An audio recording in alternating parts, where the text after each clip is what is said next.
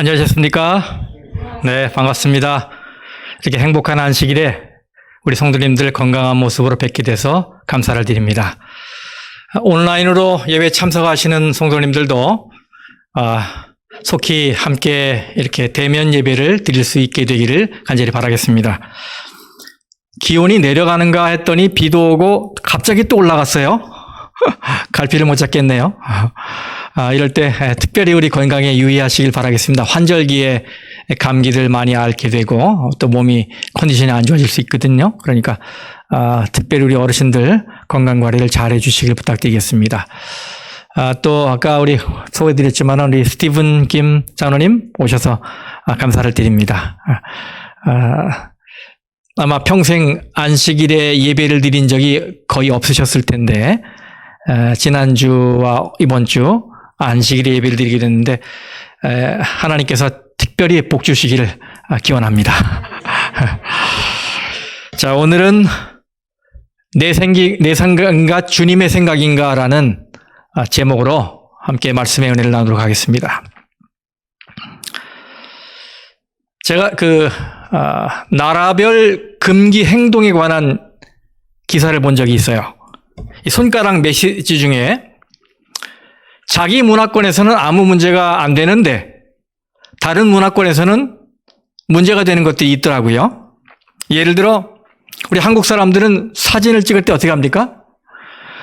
손가락으로 승리를 뜻하는 V자로 포즈를 취해요. 이것이 하나의 공식 포즈가 된 것 같아요. 그죠? 또 이것 없으면 이 손을 어디다 놓아야 될지 몰라갖고 어색하게 사진을 찍게 되는 경우도 있어요. 그런데 무심결에 이 손등을 보이는 이 V 포즈는 영국이나 호주 같은 나라에서는 권위에 대한 반항을 의미한답니다. 그리고 아주 무례하고 모욕적인 욕이래요. 특히 프랑스에서는 조롱의 의미가 있기 때문에 함부로 이렇게 해서는 안 된답니다. 아주 주의해야 돼요. 이 손등이냐 손바닥이냐에 따라 의미가 달라지는 걸 보니까 우리말에 다르고 다르다는 말이 떠올라요.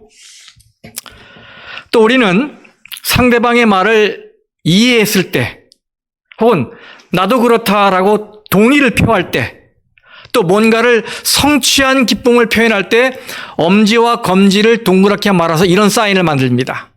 오케이, 됐어, 좋아, 굿 이렇게 하죠. 그죠? 그런데 프랑스에서는 이 동작이 너는 정말 꼴불견이야, 별 볼 일 없어 이런 뜻이랍니다. 또 이것은 브라질에서는 학문을 뜻하는 욕이에요. 터키에서는 게이를 뜻한답니다. 그러니까 아주 주의해야 되죠. 또 엄지손가락을 위로 올리는 손동작이 있어요. 따봉 이렇게 소위 최고, 대단해 이런 의미로 이렇게 우리가 손동작을 하는데 이거를 중동 지방에 가서 했다가는 돌 맞는답니다. 왜냐하면 이것은 그들에겐 음란 행위를 뜻하는 모욕적인 욕설이기 때문이에요. 좋은 뜻에서 한 표현인데 완전히 다른 의미로 받아들여지니 참 황당하죠. 우리는 누가 뭐래도 진심은 통한다라고 말하지만 사실 서로 오해 없이 소통하기란 생각만큼 쉽지 않습니다. 우리는 나는 좋다고 생각한 것이지만 상대방의 마음을 헤아리지 못하는 일들이 종종 있어요. 어린 두 아들이 엄마의 생일을 맞아서 각자 엄마에게 생일 선물을 하겠다고 부산을 떨었습니다. 그들은 돼지염통을 깨뜨리고 그동안 모았던 동전을 가지고 백화점으로 달려갔어요. 엄마는 아이들이 하는 행동이 참 기특해서 그냥 그들이 하는 대로 내버려뒀습니다. 큰아들은 그래도 생각이 있는지 엄마 입술에 바르라고 루즈를 사들고 왔어요. 엄마가 아침마다 입술에 바르는 걸 보았기 때문이에요. 근데 둘째 아들은 장난감을 사들고 왔습니다. 자기 생각에는 그게 제일 좋아 보였던 거예요. 그러면서 엄마가 이 선물을 받으면 틀림없이 자기처럼 좋아할 거라고 생각한 겁니다. 우리는 내 생각과 상대방의 생각이 다를 수 있다는 걸 알아야 돼요. 그것을 모르고 내 생각대로만 밀고 나가며 상대방도 같은 마음일 거라고 추측을 하게 되면 뜻밖의 관계가 헝클어지고 기분이 망칠 수가 있어요. 이것은 신앙생활에도 적용되는 중요한 요소입니다. 우리는 주님이 나의 삶에 원하는 것이 무엇인지, 나의 삶에 기대하시는 것이 무엇인지 알아야 돼요. 그렇지 않고 내 방식대로 생각하고 판단하고 결정하게 되면 반드시 어려움을 겪게 됩니다. 성경에는 자기 생각을 따르다가 큰 불행을 경험한 사람 이야기가 여럿 나오지요. 그중에 저는 예전에 이 사람에 대한 말씀을 들었을 때 아마도 성경에서 가장 억울한 사람을 꼽으라면 이 사람이 아닐까 생각했어요. 이 사람이 누굴까요? 그는 단 한 번의 실수로 영영 돌이킬 수 없는 길을 가게 됐고 자신의 이름이 들어간 수치스러운 지명까지 남긴 자입니다. 그는 바로 우사입니다. 우사. 베레스 우사라는 지명은 하나님이 우사를 치셨다라는 의미입니다. 우사의 이야기는 법궤와 함께 시작됩니다. 사무엘상 4장에 보면 이스라엘과 블레셋이 전쟁을 치르게 됐는데 이스라엘이 그 전쟁에서 패하면서 하나님의 율법이 들어있는 법궤를 빼앗겼어요. 블레셋은 법궤를 가지고 가서 승전의 기념물로 삼기 위해 자신의 신전에다 갖다 뒀습니다. 그런데 계속해서 원인 모를 재앙이 발생하는 거예요. 그래서 그들은 아무래도 이 법궤가 재앙의 원인일 것이라고 생각하고는 두려운 마음에 이 법궤를 다시 돌려줘야 되겠다 생각하고 이 마을 저 마을 옮겨 다니다가 결국 7개월 만에 이스라엘로 돌려보냅니다. 그들은 그 법궤를 소 2마리가 끄는 수레에 실려서 이스라엘 땅 베세메스라는 곳으로 보냈어요. 그 이후에 이 법궤는 거기서 기럇 여아림이라는 곳으로 옮겨졌다가 다시 이스라엘 국경 산 위에 있는 아비나답의 집에서 20년간 머뭅니다. 20년의 세월이 흐른 후에 이스라엘의 사울 왕 이후 다윗이 왕위에 오르게 됐어요. 다윗은 왕위에 오른 즉시 가장 먼저 한 일이 뭐였냐? 바로 하나님의 법궤를 찾는 일이었습니다. 그리고 그 법궤가 어디 있는지 수소문해 보니까 아비나답의 집에 있다고 들었어요. 그래서 법궤를 가져오기로 결정합니다. 그리고 법궤를 송환하는 날을 국가적 경축일로 삼기 위해서 온 나라에 퍼져 있는 이스라엘 지도자 3만 명을 동원합니다. 드디어 하나님의 법궤를 이송하는 날이 왔어요. 거대한 행렬이 예루살렘 향하는 그 모든 길을 메우고 있습니다. 백성들은 악기에 맞춰서 함성을 지르고 찬양을 했습니다. 그 모습만 보면 영락없는 승리의 광경이에요. 그런데 그렇게 기쁜 날, 한 불행한 사건이 터지고 말았어요.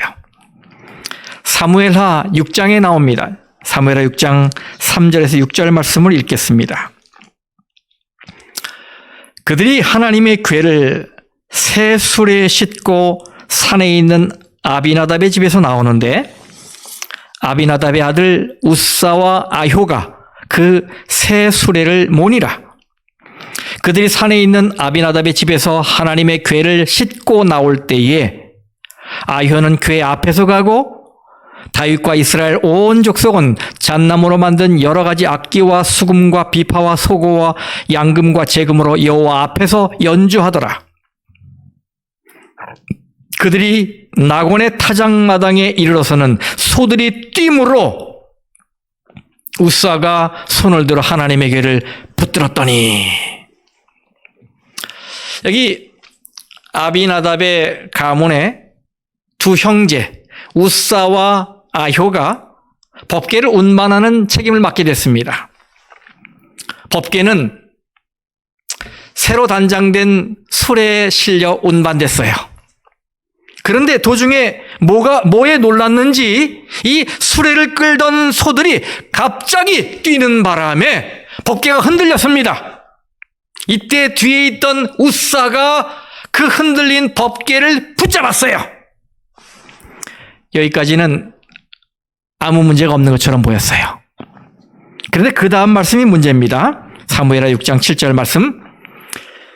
여호와 하나님이 우사가 잘못함으로 말미암아 진노하사 그를 그곳에서 치시니 그가 거기 하나님의 궤 곁에서 어떻게 했다고요?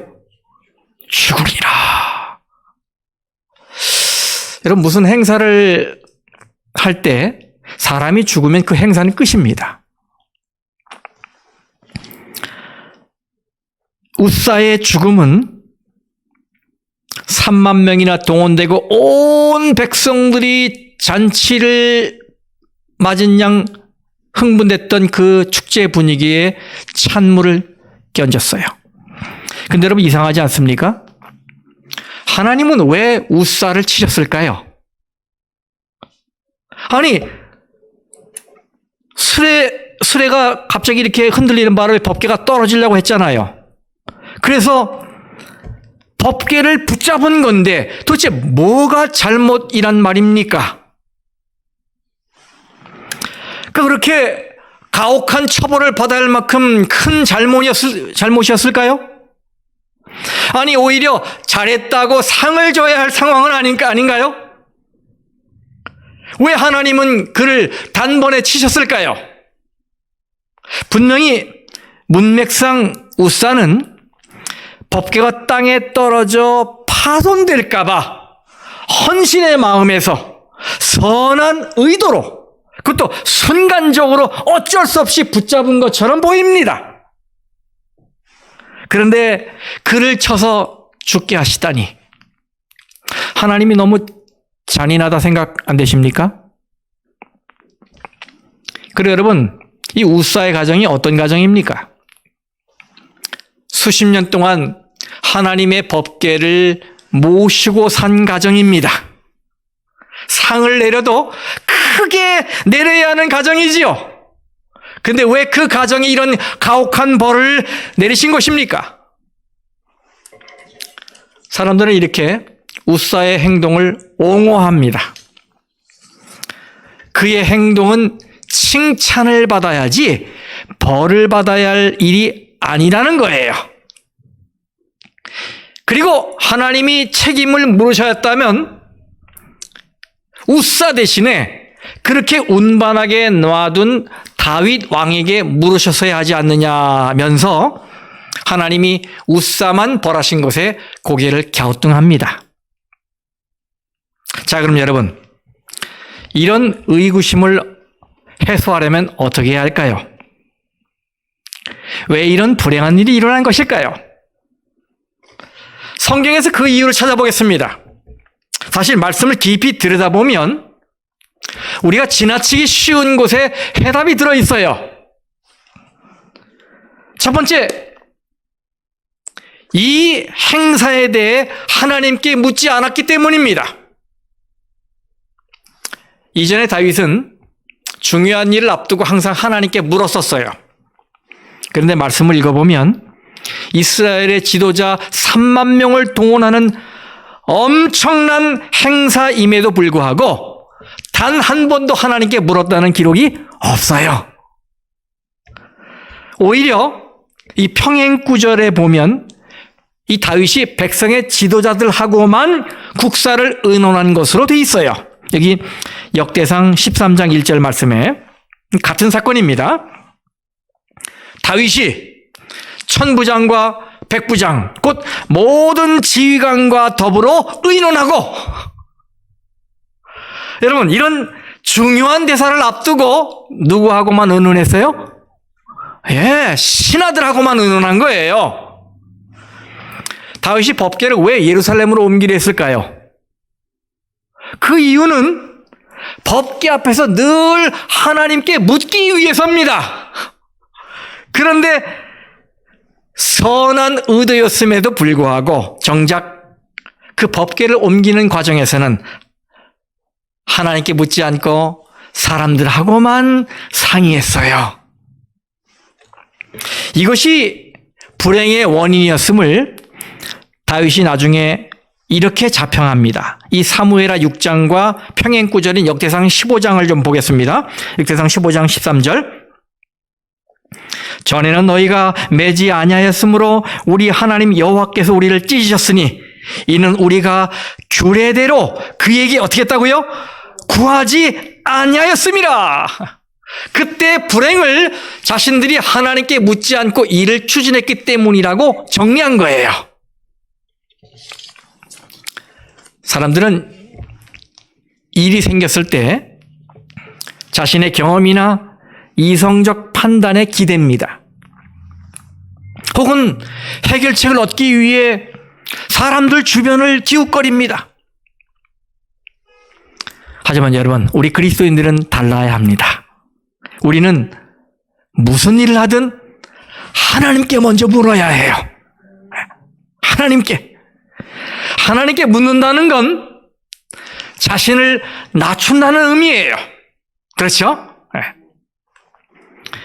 무슨 일을 하든 우리가 하나님께 물어야 하는 이유는 내 생각보다 하나님의 생각은 더 높고 뛰어나고 우월하고 옳고 선하기 때문이에요. 그래서 성도 여러분, 무슨 일을 하든 하나님께 먼저 묻길 바랍니다. 여러분이 그 묻기 위해 자신을 낮추고 무릎을 꿇고 기도하면 하나님이 지혜를 주십니다. 어떤 가족을 통해서나 이웃을 통해서나 그 누구를 통해서나 여러 경로를 통해서 여러분에게 지혜를 주세요. 자, 두 번째, 그들이 당한 불행의 원인은 영적 긴장감을 놓쳤기 때문입니다.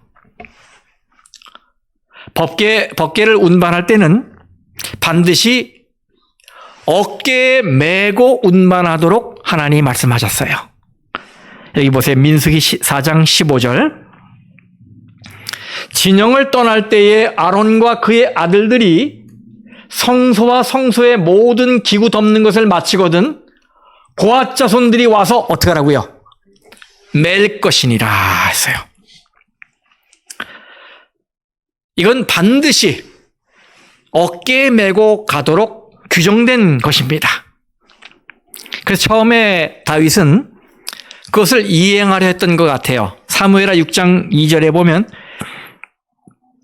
다윗이 일어나 가서 거기서 하나님의 궤를 메어 오려 하니 라고 되어 있어요.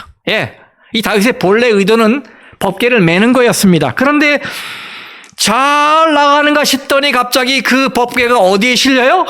수레에 실려요.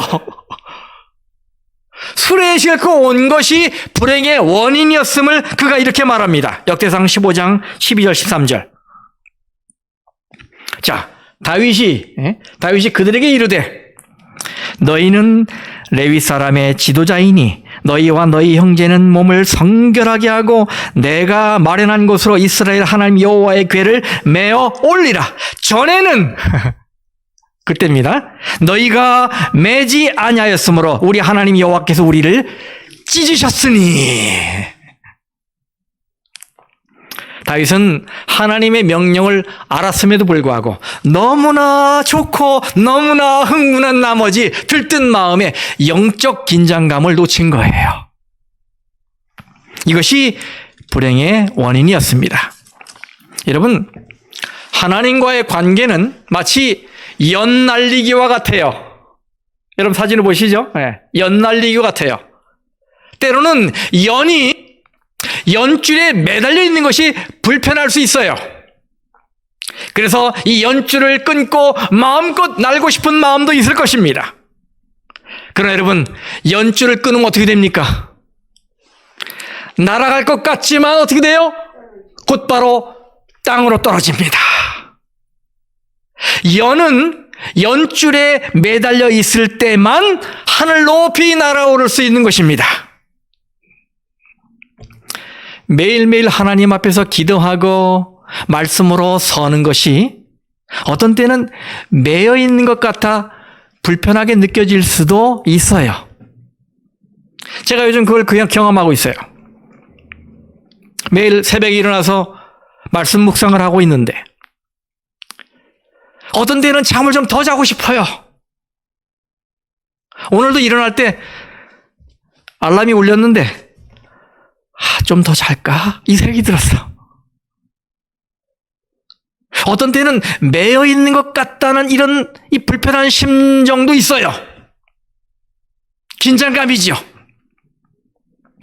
그런데 저는 마음을 다시 고쳐먹고 벌떡 일어나서 기도의 자리로 나갔습니다. 그러면서 그런 시간을 통해 하나님이 저의 영적 안목을 바로잡아 주시고 하나님 앞에서 바른 삶을 살아가도록 힘을 주신다는 것을 믿으면서 그렇게 나갔어요. 그렇습니다. 만약 우리가 이런 영적 긴장감을 불편하고 거북한 것으로 여겨 끊어버린다면 우리의 영적 생명은 마치 줄이 끊긴 연과 같이 바닥으로 곤두박질 치게 될 것입니다. 그래서 성도 여러분, 하나님 앞에서 영적 긴장감을 갖고 있는 건 대단히 중요한 겁니다. 끊임없이 자신을 살피고 세상 돌아가는 일을 살피고 내가 앞으로 어느 길을 가야 할지 말씀에 비춰서 갖는 이 영적 긴장감, 이것을 꼭 유지하시길 바랍니다. 이것은 연줄과 같다는 사실을 잊지 마셔야 해요. 연줄. 그 다음 이 불행의 원인은 자신의 생각을 따랐기 때문입니다. 다시 민수기 4장 15절 말씀을 읽을게요. 진영을 떠날 때에 아론과 그의 아들들이 성소와 성소의 모든 기구 덮는 것을 마치거든 고핫 자손들이 와서 맬 것이니라. 여러분, 이것은 법계 운반에 관한 하나님의 명백한 가르침이었습니다. 그런데 다윗도 우사도 이 가르침에 유의하지 않았어요. 우사는 고핫 자손이 아니었습니다. 어깨에 메어야 한다는 율법도 지키지 않았어요. 어쩌면 그들은 수레로 나르는 것이 어깨에 매는 것보다 더 편리하고 더 시간이 단축되고 더 안전하다고 여겼을 수 있습니다. 누구 생각으로? 자기 생각으로. 내 생각이 그런 겁니다. 내 생각에는. 그리고 아무리 율법에 그렇게 돼 있다 하더라도 사무엘상 6장에 보면 블레셋 사람들이 법궤를 이스라엘로 보낼 때 어떻게 보냈어요? 소 2마리가 끄는 수레에 보냈어요. 그런데 이런 전례가 있는데 그때는 아무 일 없었는데 이번에 갑자기 무슨 일이 일어날 리가 있겠습니까? 그렇잖아요. 이렇게 생각됐을 수 있어요. 그리고 여러분, 헌수레가 아니고 무슨 수레예요? 새 수레입니다. New cart. 새 수레예요. 아니, 하나님의 법궤를 이 정도로는 대우해야 하지 않겠습니까? 얼마나 지극정성이에요. 다윗은 이 수레를 아마도 요란스럽고 화려하게 장식했을 겁니다. 법궤 운반이 멋진 이벤트가 되길 바랐기 때문이지요. 정성이 지극합니다. 그래서 지성이면 감천해야 하지요. 그런데 여러분, 이건 다 사람의 생각이에요. 사람의 생각. 아무리 정성을 쏟았어도, 아무리 그 의도가 선했다 하더라도, 좋은 동기를 가졌다 해도, 이건 하나님의 명백한 가르침에 대한 명백한 불순종입니다. 성도 여러분, 기억하십시오. 온전한 순종이 빠진 의식은 하나님이 받지 않으신다는 것을 잊지 마셔야 합니다. 사실 다윗도, 이스라엘 백성들도 그 암울했던 사사시대, 그리고 사울시대에 했던 잘못에 대한 경험 다 가지고 있었어요. 그게 뭐였습니까? 자기 소견에 옳은 대로 행하면, 즉 제멋대로 행하면 집안이건 나라건 다 망한다는 사실을 그들은 경험했었어요. 그런데도 다윗은 자기 생각을 따랐습니다. 제멋대로가 아니라 제대로 했었어야 돼요. 그럼 웃사는 어땠습니까? 웃사는 흔들리는 수레 위에서 법궤가 떨어질 찰나에 손으로 그걸 붙잡았어요. 그러다 그 자리에서 즉사합니다. 우리는 성경을 읽을 때 이 부분에 와서 그 혼란을 느끼지요. 분명 잘한 일 같은데 왜 웃사가 벌을 받았을까? 그런데 말씀 속에는 그 이유가 분명히 나타나 있어요. 민수기 4장 15절 그 다음 말씀에는 그러나 성물은 뭐하지 말라? 만지지 말라. 그들이 뭐하리라? 죽으리라. 네, 웃사는 성물을 만지면 죽는다는 규정을 어겼습니다.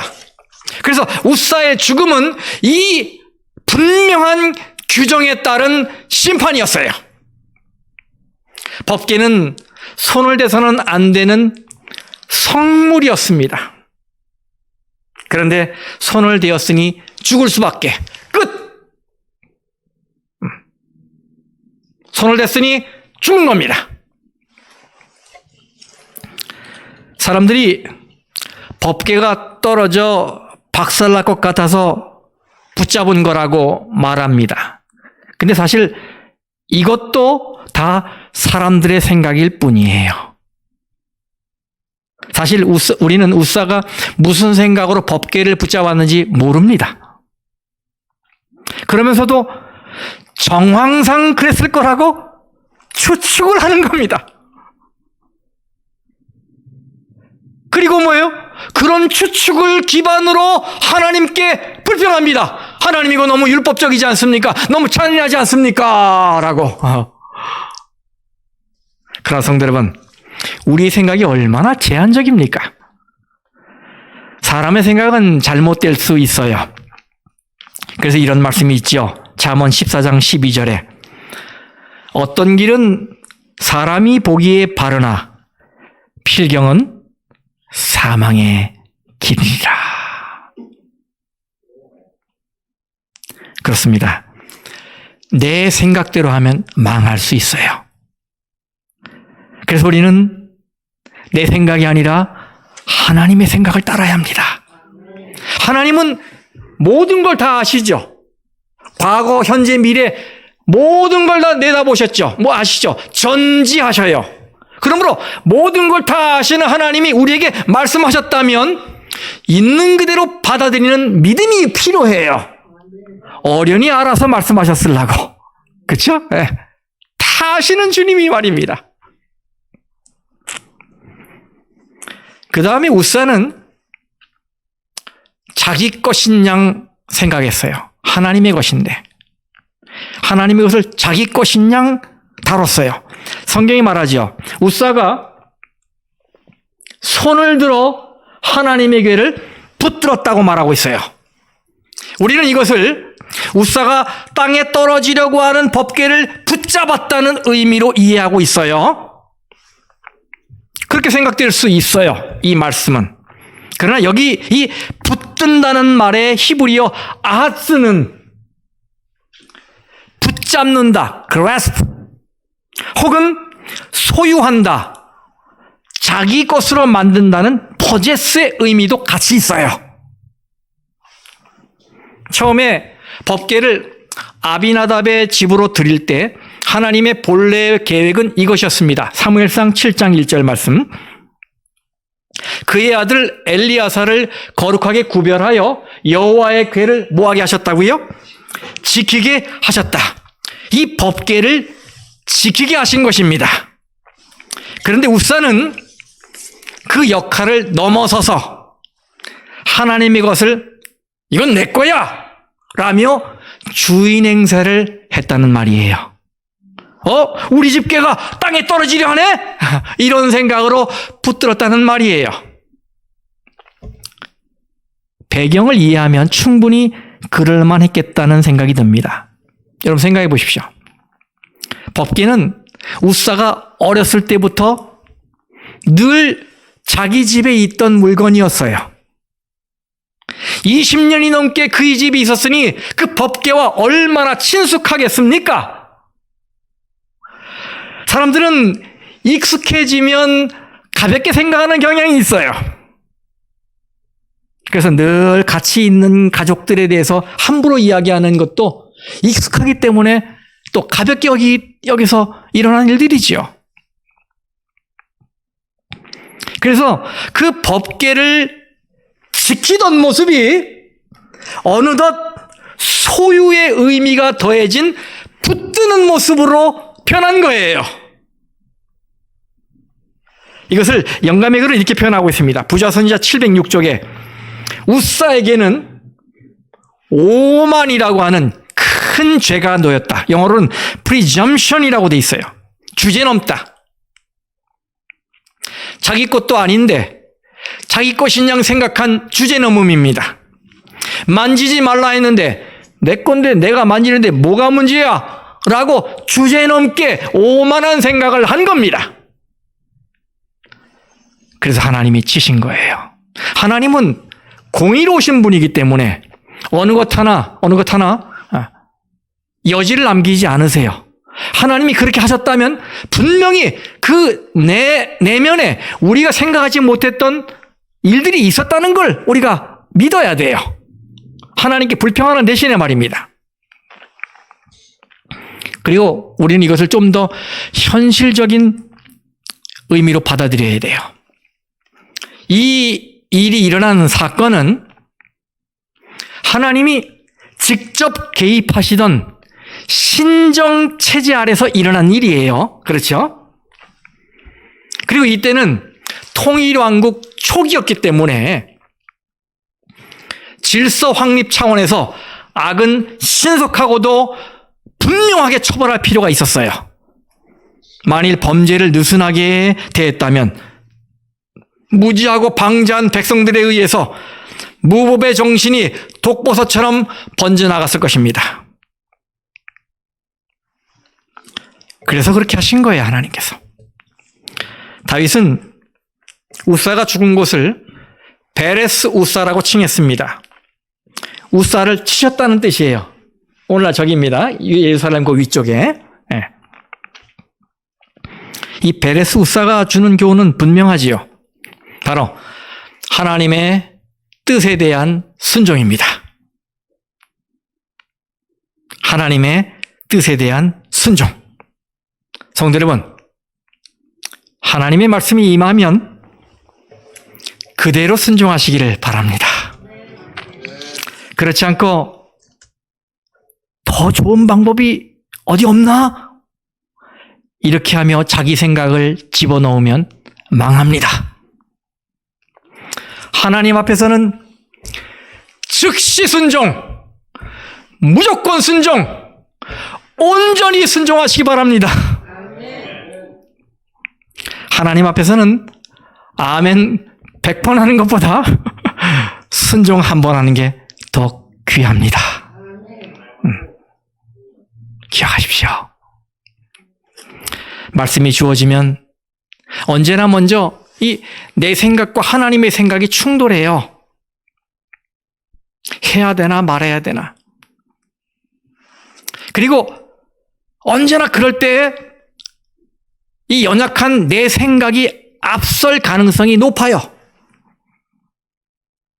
그러나 성도 여러분, 이제부터는 이 하나님의 말씀에 비춰서 하나님의 생각을 먼저 살피고 그 말씀대로 순종하시기를 간절히 바랍니다. 인터넷에 올라온 한 맞벌이 부부의 재미나는 이야기예요. 제가 읽을게요. 먼저 퇴근하고 집에 가는 남편에게 시장에 들러 배추 2포기 사서 반으로 자른 후 소금에 절여 놓으면 내가 저녁 늦게 집에 돌아와 김치 담그겠다고 전화로 한참 설명했더니 울 남편 보세요. 나 참 배추를 반으로 자르긴 했는데 세로로 속을 가른 게 아니라 진짜 절반을 잘랐네요. 그나마 잎은 온데간데 없고 밑둥만 있어요. 배춧잎 쪽 반은 어디에 버렸는지 호호호 나 웃느라 죽을 뻔했어요. 이 잘린 배추의 문제가 뭔지 아직도 모르는 분들도 있어요. 이게 세로로 잘라야 되는데 가로로 잘라버렸거든요. 김치를 담아야 되는데. 아무튼 사랑하는 아내를 도와주기 위해 고민한 흔적은 분명히 있지만은 지 생각대로 한 거예요. 설명은 다 했는데도 지 생각대로 한 거예요, 그냥. 물론 이 이야기는 끝이 조금 서툴러도 그것은 사랑입니다 라고 해피엔딩으로 끝나더라고요. 하지만 신앙은 다릅니다. 내 생각대로 하면 그건 파멸의 길이에요. 사무엘하 6장 9절 10절 말씀을 보면 우사가 죽자 다윗은 기분이 무척 상했습니다. 그리고 법궤에 대해 두려운 마음을 갖게 됐습니다. 그래서 예루살렘으로 운반하겠다는 계획을 바꿔서 오벳 에돔의 집으로 보냈습니다. 사무엘하 6장 10절. 다윗이 여호와의 궤를 옮겨 다윗성 자기에게로 메어 가기를 즐겨하지 아니하고 가드 사람 오벳 에돔의 집으로 메어 간지라. 여러분, 오벳 에돔은 무슨 죄가 있습니까? 오벳 에돔이 그 법궤를 받았을 때 어떤 마음이었겠어요? 조금 전에 그 법궤 때문에 우사가 즉사했어요. 다윗 왕은 벌벌벌 떨면서 두려워서 무서워하고 있어요. 마치 애물단지 취급하듯 가져온 겁니다. 그런데 그런 법궤를 자기 집에 들여놓으려고 할 때 얼마나 겁이 났었을까요? 하지만 오벳 에돔은 즐거운 마음으로 이 법궤를 받아들입니다. 법궤를 잘못 다뤘다가는 온 집안이 큰 벌을 받을 수 있다는 사실을 알았음에도 불구하고 그걸 영광이고 기쁨이고 축복으로 여긴 거예요. 그리고 성경은 그 결과를 이렇게 말하고 있습니다. 사무엘상 6장 11절. 여호와의 궤가 가드 사람 오벳 에돔의 집에 석 달을 있었는데 여호와께서 오벳 에돔과 그의 온 집에 복을 주시니라. 이건 앞뒤 문맥상 오벳 에돔이 하나님의 뜻을 따라 법궤를 잘 지켰다는 것을 방증하는 것입니다. 그랬더니 단지 3달 법궤를 잘 지켰는데도 하나님이 그 가정에 복을 내리셨어요. 여기 시편 112장 1절 3절 말씀을 읽을게요. 할렐루야. 여호와를 경외하며 그의 계명을 크게 즐거워하는 자는 복이 있도다. 그의 후손이 땅에서 강성하며 정직한 자들의 후손에게 복이 있으리로다. 부와 재물이 그의 집에 있으며 그의 공의가 영구히 서 있으리로다. 아멘. 그렇습니다. 여러분, 하나님께 순종하면 복이 옵니다. 웃으면 복이 오지만 하나님께 순종하면 더 큰 복이 옵니다. 성도 여러분, 오늘 이 우사의 법계 사건을 통해서 하나님의 생각을 따르는 것이 얼마나 중요한지 알게 됐어요. 저는 여러분이 생활 현장에서